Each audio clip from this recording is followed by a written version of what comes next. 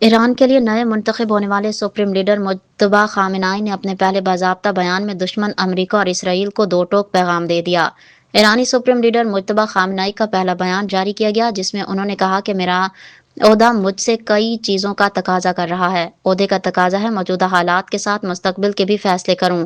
ایرانی رہنماؤں اور عوام کے درمیان ہمیشہ رابطہ قائم رہے گا۔ فجیرہ کی بندرگاہ سے پی این ایس سی کے 2 جہاز خام تیل لے کر پاکستان روانہ ہو گئے۔ خام تیل کی اس بڑی مقدار کی آمد سے ملک میں پیٹرولیم مصنوعات کے ذخائر کو بہتر بنانے میں مدد ملے گی۔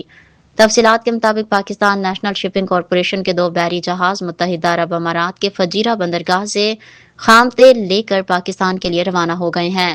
یہ پیش رفت ایک ایسے وقت میں سامنے آئی ہے جب خطے میں کشیدگی کے باعث بحری راستوں پر دباؤ بڑھ رہا ہے۔ مسلم لیگ نون کے رہنما نہال ہاشمی کو گورنر سندھ تعینات کرنے کا فیصلہ کر لیا گیا ہے۔ اس سلسلے میں وزیر اعظم نے سمری منظوری کے لیے صدر کو ارسال کر دی۔ تفصیلات کے مطابق وفاقی حکومت نے نہال ہاشمی کو گورنر سندھ تعینات کرنے کا فیصلہ کر لیا، جس کے باعث وزیر اعظم شہباز شریف نے تقرری کے باقاعدہ سمری منظور کے لیے صدر پاکستان کو بھجوا دی ہے۔ وزیر اعظم نے نہال ہاشمی سے ملاقات بھی کی اور انہیں بطور گورنر سندھ تعیناتی پر مبارکباد پیش کی۔